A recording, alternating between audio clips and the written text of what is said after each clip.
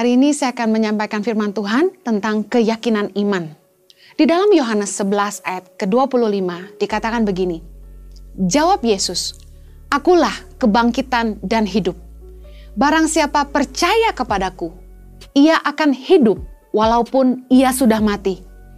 Dan setiap orang yang hidup dan yang percaya kepadaku tidak akan mati selama-lamanya." Percayakah engkau akan hal ini?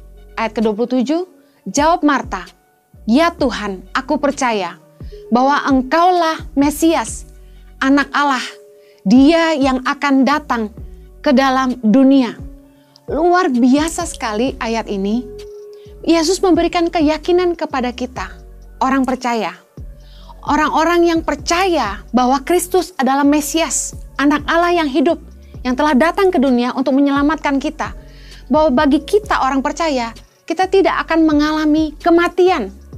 Bagi kita yang hidup maupun bagi mereka yang telah mati di dalam Kristus, kita semua tidak akan mengalami kematian sampai selama-lamanya. Apakah mungkin kita hidup selama-lamanya? Arti firman Tuhan adalah begini. Bila satu hari nanti, hidup kita di bumi telah berakhir, kita tidak akan mengalami kematian. Kita akan masuk di dalam kekekalan bersama dengan Bapa dalam kerajaannya yang kekal.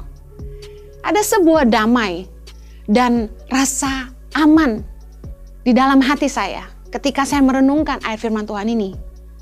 Bahwa kita tidak perlu takut menghadapi kematian. Secara jasmani, hidup kita selesai di bumi, tapi kita akan tetap hidup bersama dengan Bapa di dalam kekekalan nanti. Saya percaya bahwa di dalam masa-masa COVID-19 pasti banyak yang mengalami kehilangan orang-orang yang Anda kasihi, yang hari ini sudah pergi. Tapi dengar baik, bahwa mereka yang percaya kepada Kristus tidak mengalami kematian, tapi mereka telah berada bersama dengan Bapa di sorga, menikmati kehidupan kekal yang jauh lebih baik daripada kehidupan di bumi. Tahukah Anda bahwa tidak ada yang dapat memisahkan kita dari kasih Allah?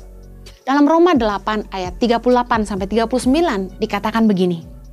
Sebab aku yakin bahwa baik maut maupun hidup, baik malaikat-malaikat maupun pemerintah-pemerintah, baik yang ada sekarang maupun yang akan datang, atau kuasa-kuasa baik yang di atas maupun yang di bawah, ataupun sesuatu makhluk lain, tidak akan dapat memisahkan kita dari kasih Allah yang ada dalam Kristus Yesus Tuhan kita. Saya tahu pasti ada beberapa orang yang menjadi lemah ketika kehilangan orang yang dikasihinya.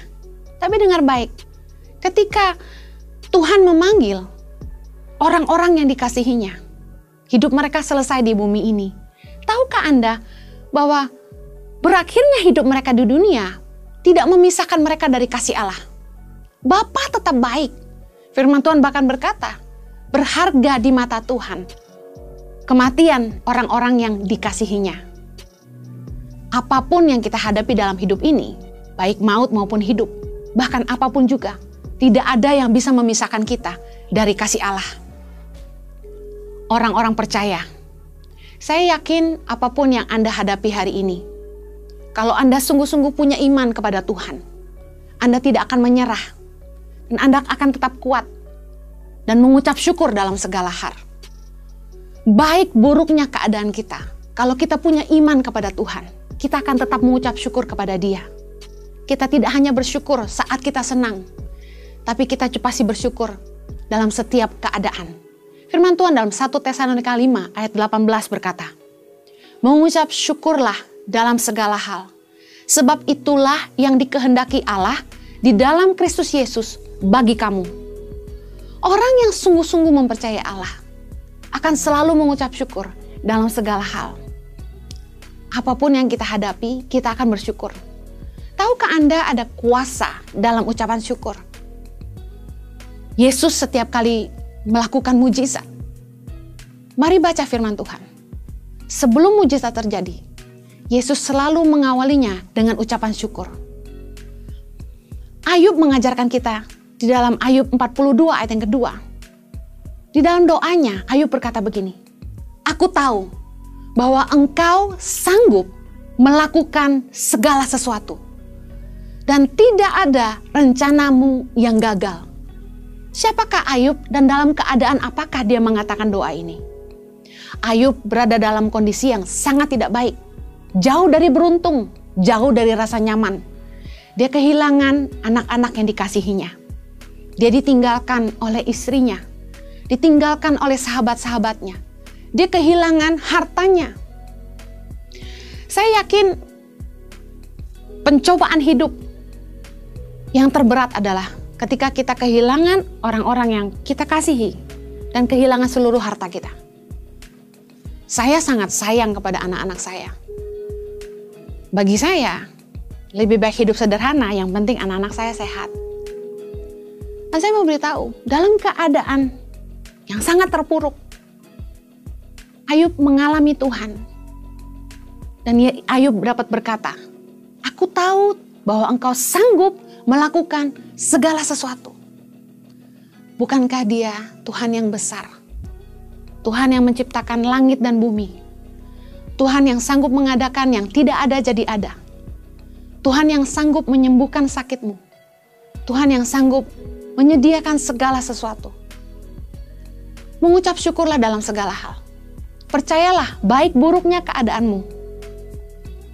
Rencana Tuhan tidak akan pernah gagal. Mari belajar mengucap syukur karena kita percaya apabila Tuhan menyertai hidup kita, Tuhan itu selalu ikut terlibat dalam apa saja yang kita kerjakan. Tuhan terlibat dalam dunia kita. Roma 8 ayat 28 berkata, kita tahu sekarang bahwa Allah turut bekerja dalam segala sesuatu untuk mendatangkan kebaikan bagi mereka yang mengasihi Dia, yaitu bagi mereka yang terpanggil sesuai dengan rencana Allah. Mari miliki iman. Kalau Anda adalah orang percaya, percayalah bahwa Tuhan ikut terlibat dalam duniamu. Pertanyaan saya hari ini, apakah Anda mengasihi Tuhan? Karena janji firman Tuhan bahwa Tuhan turut bekerja di dalam segala sesuatu. Artinya dalam keadaan baik maupun buruk. Bagi mereka yang mengasihi Dia. Terutama bagi mereka yang terpanggil dengan sesuai dengan rencana Allah. Yakini dalam keadaan apapun, Tuhan pasti punya rencana. Mari belajar dari Yusuf. Di dalam Kejadian 50 ayat ke-20, Yusuf berkata kepada kakak-kakaknya. Yusuf berkata begini, memang kamu telah mereka-rekakan yang jahat terhadap aku, tetapi Allah telah mereka-rekakannya untuk kebaikan. Mungkin keadaan kita hari ini gak enak. Tapi percayalah, Tuhan sedang mengerjakan sesuatu untuk mendatangkan hanya kebaikan bagi hidupmu. Mari bersyukurlah. Apakah kita gak boleh mengeluh, Bu Heni? Boleh. Tapi dengar baik. Sungut-sungutmu adalah doa. Apapun yang keluar dari mulut kita, didengar oleh Tuhan. Jangan sampai sungut-sungut kita membuat kita gagal masuk dalam rencana Allah. Biarlah apa yang dialami bangsa Israel di padang gurun. Karena sungut-sungut mereka, ribuan orang mati di padang gurun. Jangan sampai karena sungut-sungut kita kehilangan apa yang Tuhan sudah sediakan bagi kita. Apapun keadaanmu hari ini, saya ingin mengingatkan setiap kita, mari tetap belajar mengucap syukur. Ketika COVID datang, saya dan Jojo tidak bisa pelayanan. Kami terus mengucap syukur sama Tuhan. Ketika keadaan terjepit dan semua serba sedikit, saya ingin berikan kesaksian. Anak saya yang kembar, Chloe dan Zoe, harus masuk ke sebuah akademi. Mereka tidak menyelesaikan SMA mereka, tapi mereka masuk untuk mengambil advance diploma yang akan menolong mereka untuk melanjutkan kuliah mereka ke Australia. Sebelum COVID, kami menyepakati akan menyekolahkan mereka di salah satu sekolah ini. Biayanya tidak sedikit karena kuliah selama 2 tahun untuk advance diploma ini harus dibayar di muka. Dan bayarnya harus dalam US dollar. Kami percaya Tuhan mau kami berikan yang terbaik buat anak kami. Karena tidak ada pilihan. Kalau mereka harus kembali ke Australia untuk kuliah, sekolah inilah yang bisa menolong mereka untuk melanjutkan ke sana. Sehingga kami mendaftarkan mereka, dan apa yang terjadi? Tiba-tiba COVID datang. Pihak sekolah memberikan keringanan untuk kami membayar biaya sekolah anak kami yang 2 tahun di muka ini dengan cicilan. 12 kali cicilan dalam 1 tahun. Kami pikir kalau kami pelayanan berdua, ya pasti cukup lah. Tapi apa yang terjadi? Tiba-tiba COVID datang. Pelayanan kami semua dibatalkan. Sementara itulah income kami. Kami tidak berdaya. Tapi kami belajar mengucap syukur kepada Allah. Apa yang terjadi? Mujizat terjadi. Ada orang yang baru pertama kali ketemu saya. Baru hanya 1 kali. Tiba-tiba telepon ke saya, nggak tahu dapat nomor dari mana. Dan beliau menanyakan, apa yang Ibu Heni butuhkan? Saya bilang, Bapak bantu Tangan Pengharapan aja, saya nggak enak. Enggak. Berikan saya nomor rekening, karena Tuhan taruh di hati saya untuk bantu orang di belakang Tangan Pengharapan, yaitu Ibu dan Pak Jojo. Lalu saya berikan nomor rekening saya juga berikan nomor rekening Yayasan Tangan Pengharapan. Dan luar biasanya, di luar dugaan saya, besok paginya beliau mentransfer uang persis sejumlah yang saya harus bayarkan untuk uang sekolah anak-anak saya selama 2 tahun di muka. Mujizat kami alami. Tuhan kita luar biasa. Kuasa ucapan syukur itu luar biasa. Kami bersyukur hari ini karena kami mengalami. Kalau Anda yakin, kalau Anda percaya kepada Tuhan, dan Anda yakin akan perkenanan Tuhan dalam hidupmu, jangan ragu akan pertolongan Tuhan. Hubungan yang baik akan memberikan kepercayaan diri. Anak saya percaya, saya pasti sanggup menyekolahkan mereka. Karena apa? Karena mereka tahu saya sayang sama mereka. Mereka tahu bahwa papa mamanya akan mengusahakan yang terbaik untuk mereka. Hubungan yang baik akan membuat kita punya keyakinan. Anak-anak saya nggak perlu ragu untuk minta makan, minta apapun sama orang tuanya. Karena mereka tahu kami sangat menyayangi mereka. Dalam pergumulan hidup kita, mari introspeksi keberadaan kita di hadapan Tuhan. Bagaimana hubungan kita dengan Tuhan? Apakah kita punya hubungan yang baik? Karena kalau kita punya hubungan yang baik sama Tuhan, kita pasti percaya bahwa Tuhan pasti berkenan kepada hidup kita dan menjawab doa kita. Yohanes 11 ayat 42, Yesus berkata, "Aku tahu bahwa engkau selalu mendengarkan aku. Tetapi oleh karena orang banyak yang berdiri di sini mengelilingi aku mengatakannya supaya mereka percaya bahwa engkaulah yang telah mengutus aku." Yesus dengan satu keyakinan bicara sama Bapa bahwa dia berkata, "Aku tahu bahwa engkau selalu mendengarkan aku." Pertanyaan saya begini, doamu yang tidak dijawab, pengharapan-pengharapanmu yang belum sampai. Pertanyaan saya cuma satu, yakinkah engkau akan perkenanan Bapa dalam hidupmu? Kalau Anda yakin hidupmu berkenan kepada Bapa, percayalah bahwa Tuhan pasti mendengarkan doa-doamu. Waktunya kapan? Waktunya Tuhan.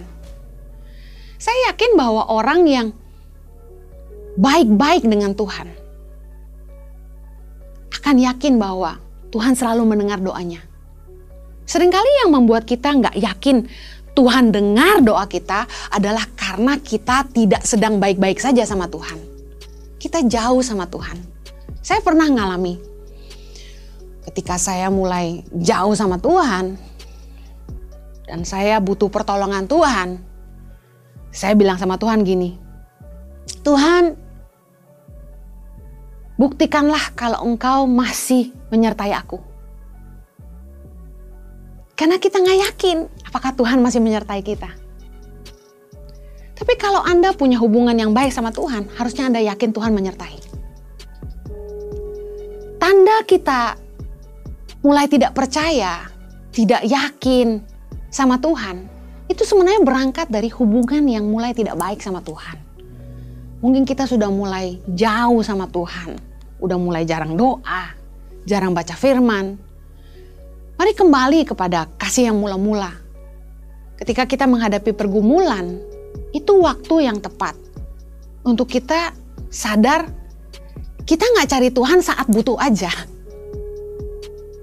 Kalau hubungan itu baik, kita punya satu keyakinan bahwa Tuhan pasti dengar kita. Kita hanya perlu memastikan hidup kita berkenan sama Tuhan.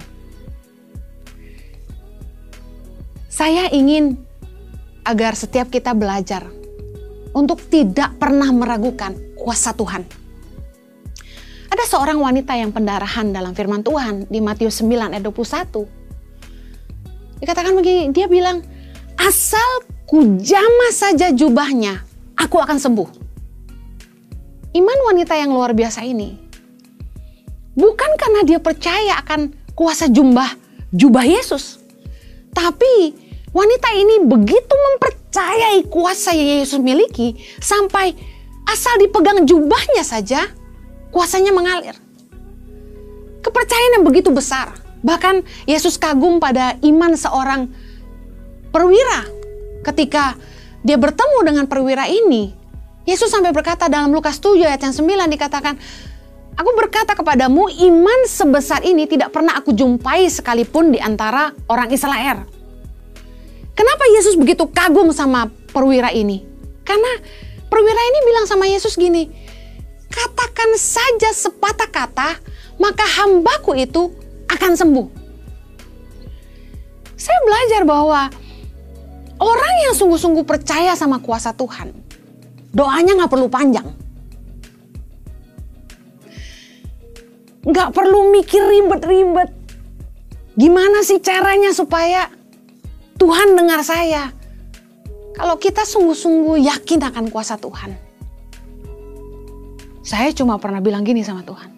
Tuhan, kalau engkau berkenan menolong aku, terlalu mudah bagimu. Seberapa yakin Anda akan kuasa Tuhan? Banyak kita bilang kita percaya sama Tuhan, tapi kenyataannya kita masih mengeluh. Kita masih takut. Mari jangan pernah ragukan kuasa Tuhan. Karena Tuhan terlalu besar. Memasuki tahun 2020 ini, saya mengalami kemurahan Tuhan yang terlalu luar biasa untuk diucapkan. Terlalu banyak yang saya bisa ceritakan. Saya mau kasih tahu, lebih dari semua yang kita butuhkan dalam hidup ini, kita butuh Tuhan. Hanya kuasa Tuhan yang sanggup menolong kita. Saya selalu belajar nggak ngandelin manusia. Saya juga nggak berani mengandalkan diri sendiri. Saya hanya belajar mengandalkan Tuhan. Tuhan yang maha besar, Tuhan yang sanggup lakukan segala sesuatu, yang tidak ada mustahil bagi Dia. Firman Tuhan berkata dalam Yohanes 11 ayat 40, jawab Yesus, bukankah sudah kukatakan kepadamu, jikalau engkau percaya, engkau akan melihat kemuliaan Allah. Saya pegang ayat ini. Dikatakan jikalau engkau percaya, engkau akan melihat kemuliaan Allah. Seberapa percaya Anda kepada Dia? Saya terlalu yakin bahwa Tuhan sanggup menolong setiap kita, apapun pergumulanmu.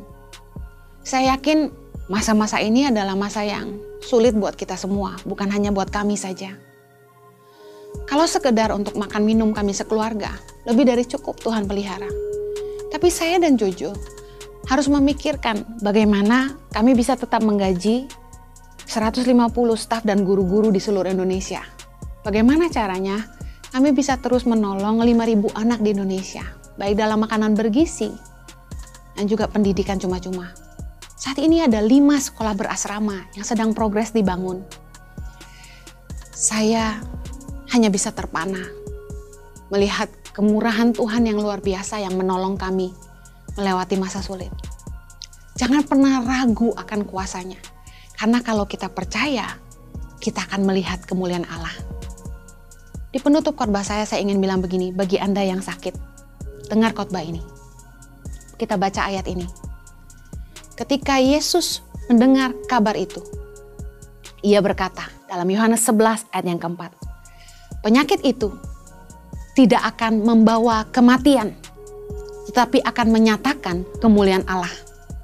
Sebab oleh penyakit itu, anak Allah akan dimuliakan. Apapun keadaan yang sedang kau alami hari ini, kalau ada di antara saudara yang sakit, mari naikkan doamu di hadapan Tuhan. Serahkan hidupmu kepadanya. Yakini tidak ada kematian bagi mereka yang percaya kepada Dia. Katakan dengan iman ayat ini, bahwa penyakitku tidak akan membawa kematian, tapi oleh penyakitku anak Allah akan dimuliakan. Jangan jadi lemah dengan keadaanmu. Percayalah bahwa Dia setia dan Dia selalu setia. Saya berdoa Anda akan mengalami mujizatnya.